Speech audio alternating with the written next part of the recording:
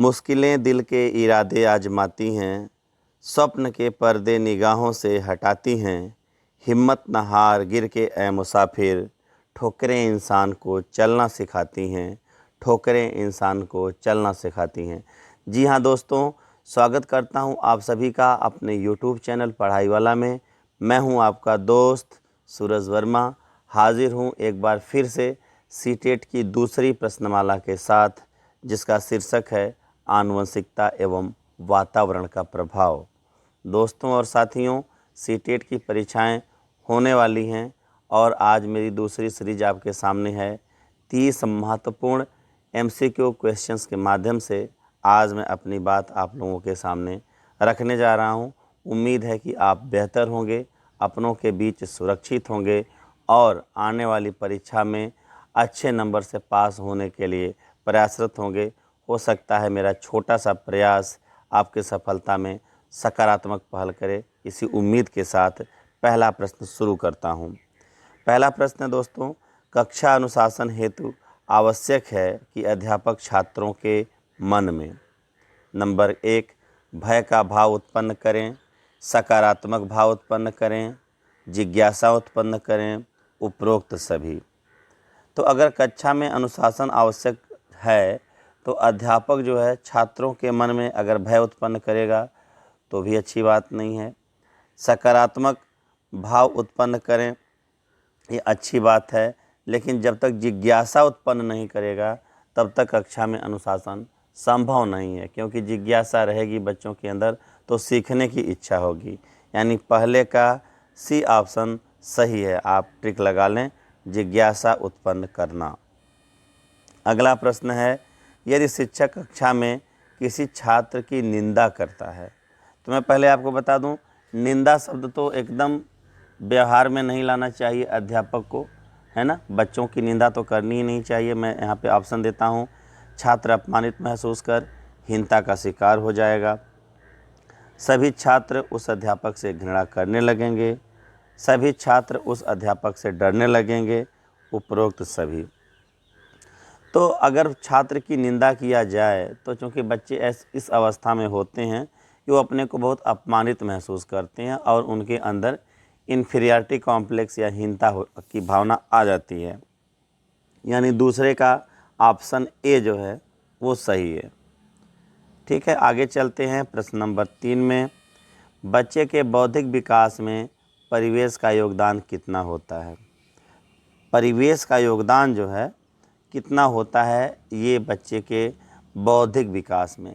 एक है पूरी तरह, दूसरा है का योगदान अनुभवों एवं मूल्यों के द्वारा बौद्धिक क्षमता के अनुरूप है, सी है सामान्य को विशिष्ट बनाने में, डी है केवल परिवेश को उच्च स्तर पर ले जाने में। परिवेश का योगदान कितना होता है? तो होता है परिवेश को उच्च स्तर पर ले जाने में और सामान्य को विशिष्ट बनाने में। पूरी तरह या योगदान अनुभवों एवं मूल्यों के द्वारा बौद्धिक क्षमता के अनुरूप है, तो इसका ऑप्शन बी सही होगा। अक्सर जब ऐसे प्रश्न आते हैं तो अगर कुछ भी ना आ रहा हो तो आप ऐसे प्रश्न का ऐसे ऑप्शन को टिक मारें जो ऑप्शन का जो है लंबा सेंटेंस बना होता है। ठीक है, अगला प्रश्न है, कैली काल परिवार का अध्ययन किसने किया था? बहुत ही महत्वपूर्ण प्रश्न है। गोडार्ड, डगडेल, गाल्टन और श्वेसिंगर। तो कैली काल परिवार का अध्ययन जो है मैं आपको बता दूं गोडार्ड ने किया था, चौथे का ए सही है। और अगला प्रश्न है 5वां, प्राथमिक स्तर पर शिक्षा का माध्यम होना चाहिए। इसको आप बना लें, शिक्षा का माध्यम होना चाहिए। तो आपने इसको बहुत मेहनत से पढ़ा होगा। अक्सर महात्मा गांधी ने भी इस चीज़ की बात कही, रविंद्रनाथ टैगोर ने भी इस चीज़ की बात कही कि प्राथमिक स्तर पर शिक्षा का जो माध्यम है वो कुछ और नहीं बल्कि मातृभाषा होनी चाहिए, ताकि बच्चे उसे आसानी से आत्मसात कर सकें और शिक्षण प्रशिक्षण में कोई अवरोध उत्पन्न न हो या अधिगम में कोई अवरोध उत्पन्न न हो। 5वें का डी सही है, अर्थात मातृभाषा।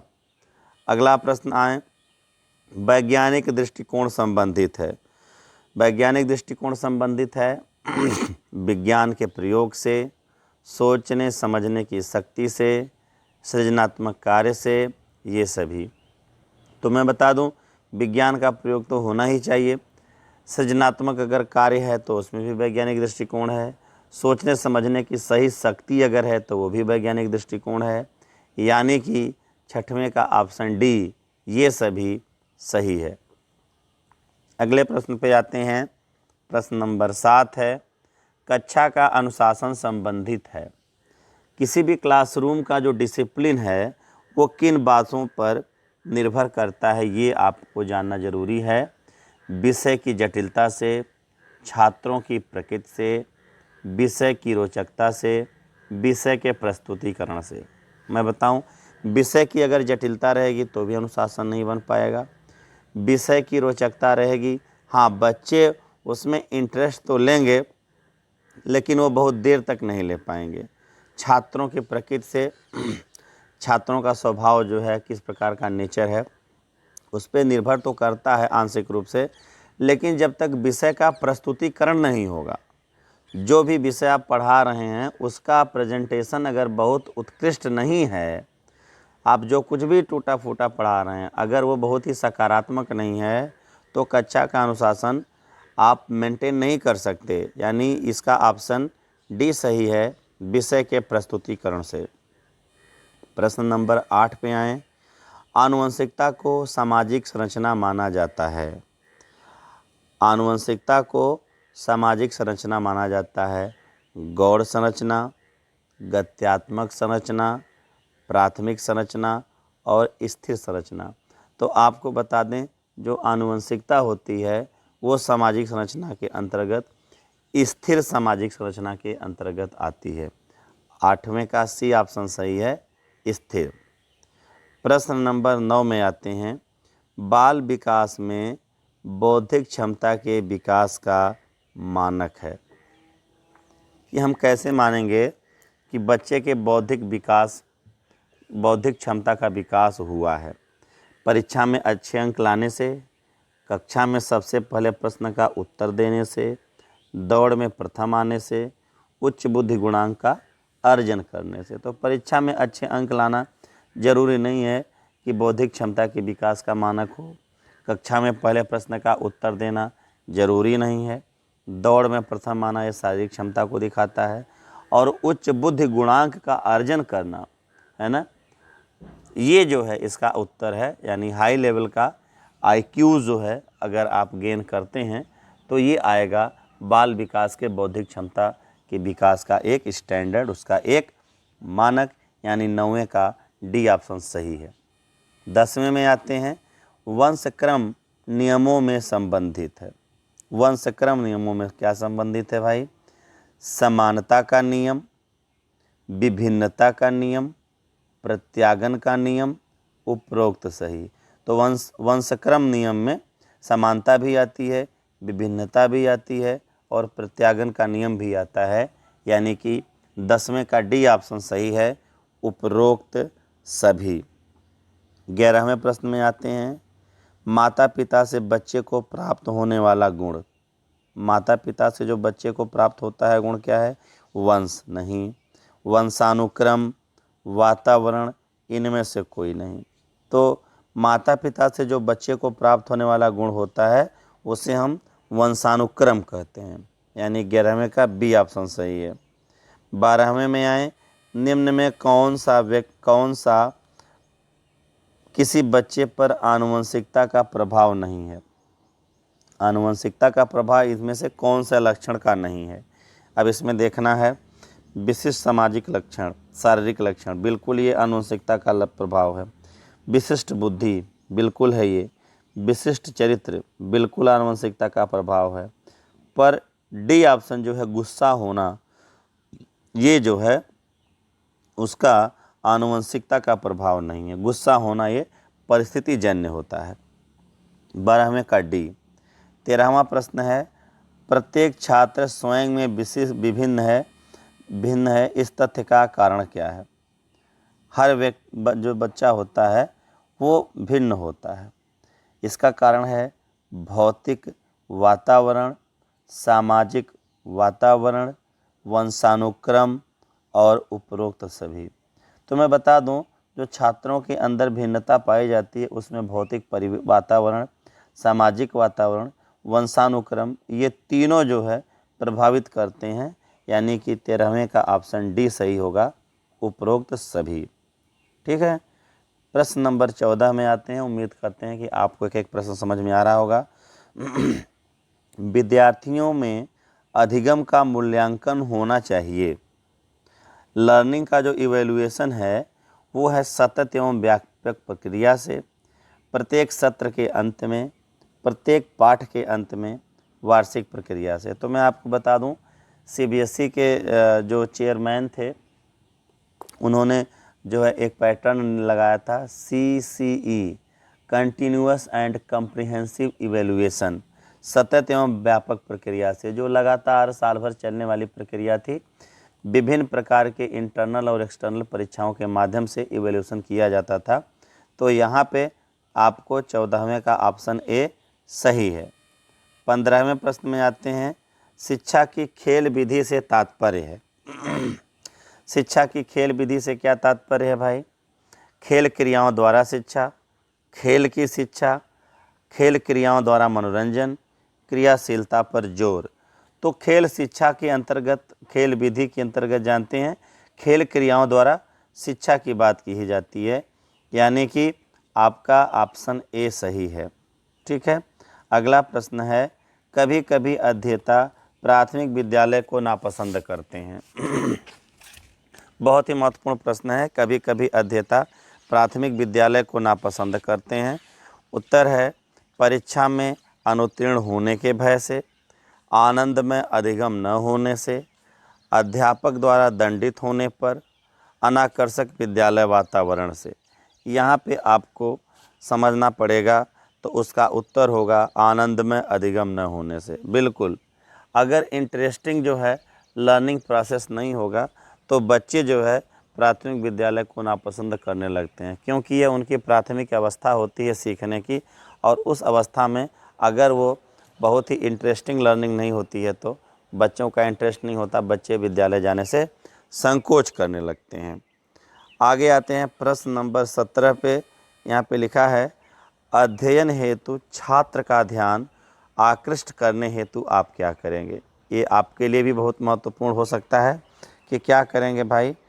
दृश्य श्रव्य सामग्री का उपयोग करेंगे, पाठ के विकास में छात्रों को सहभागी बनाएंगे, पथ को रोचक बनाएंगे, पाठ को रोचक बनाएंगे, और उपरोक्त सभी। तो मैं आपको बता दूं, ये जितनी भी चीज़ें हैं ये क्लासरूम एक्टिविटी हैं आपकी। आपको ऑडियो विजुअल का तो इस्तेमाल करना होगा, बच्चों को इन्वॉल्व तो करना होगा, और चैप्टर को इंटरेस्टिंग बनाना ही होगा। यानी कि 17वें का ऑप्शन डी, उपरोक्त सभी सही है। आगे चलते हैं प्रश्न नंबर 18 में। दैनिक मूल्यांकन लाभप्रद होता है। हाँ, बालकों का ध्यान केंद्रित करने में, बालकों की तात्कालिक शैक्षिक स्थिति का पता लगाने में, कक्षा को अधिकाधिक तंग करने में, शिक्षक द्वारा अपने कार्य का मूल्यांकन करने में। तो अगर इसकी हम बात करें तो जो दैनिक मूल्यांकन होता है वो बच्चों के प्रतिदिन की जो है शैक्षिक स्थिति का पता लगाता है, यानी कि 18वें का बी ऑप्शन सही है, बालकों की तात्कालिक शैक्षिक स्थिति का पता लगाने में। ठीक है, प्रश्न नंबर 19 पर आते हैं। अध्येता केंद्रित शिक्षण से अर्थ है। अध्येता केंद्रित शिक्षण से अर्थ क्या है? हर छात्र की आवश्यकता का ध्यान रखना, छात्रों को मनमानी करने से छूट देना, छात्रों को निःशुल्क शिक्षा देना, शिक्षण में छात्रों का पूर्ण सहयोग करना।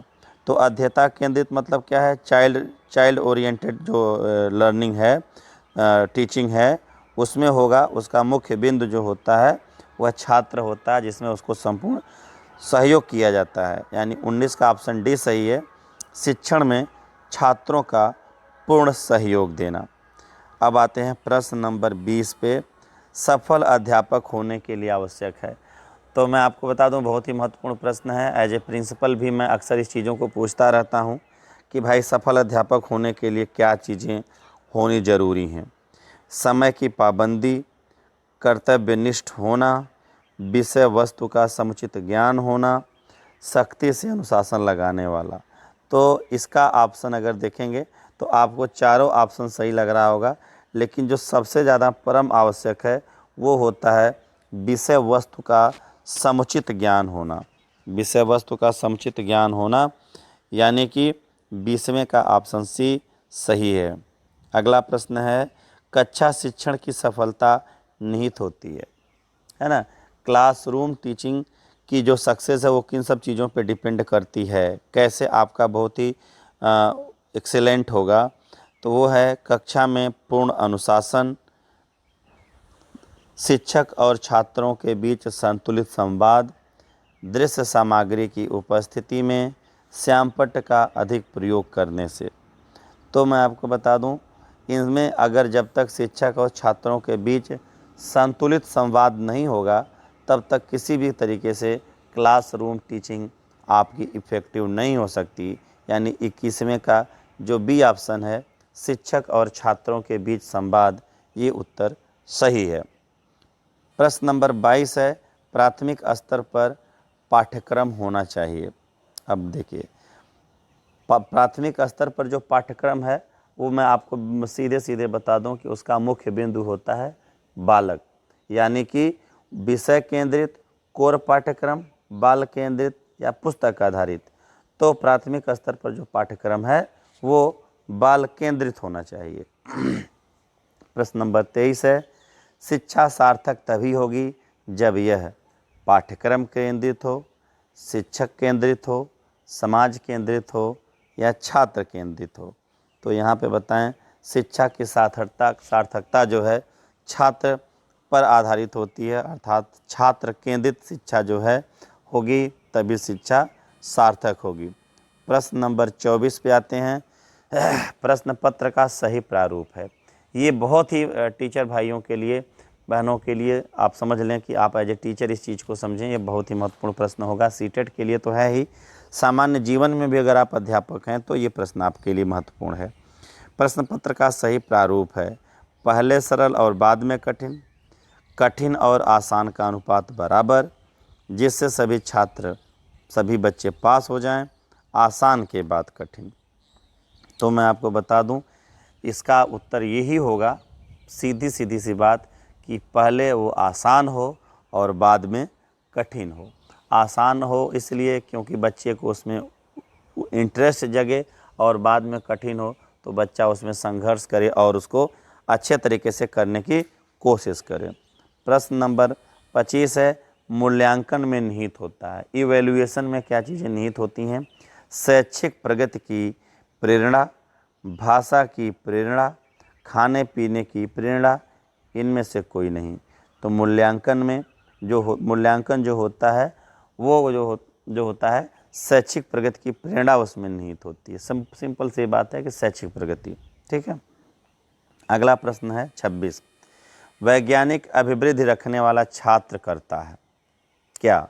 साहसी होता है, योजनाबद्ध अध्ययन करता है, विवेकपूर्ण चिंतन करता है, अच्छी नौकरी प्राप्त करने का प्रयास करता है। तो जो वैज्ञानिक अभिवृद्धि रखने वाला छात्र होता है, मैं आपको बता दूं, वो विवेकपूर्ण चिंतन करता है, यानी 26 का ऑप्शन सी सही है। प्रश्न नंबर 27 में आते हैं, शैक्षिक पाठ्यक्रम में समाहित होना चाहिए सत्य, धर्म, आदर्श और प्रयोजन। तो शैक्षिक पाठ्यक्रम में महत्वपूर्ण है कि उसका प्रयोजन हो, है ना, उसका प्रयोजन होना चाहिए, समाहित होना चाहिए। 28वां है, शिक्षा एक त्रिस्तरीय प्रक्रिया है।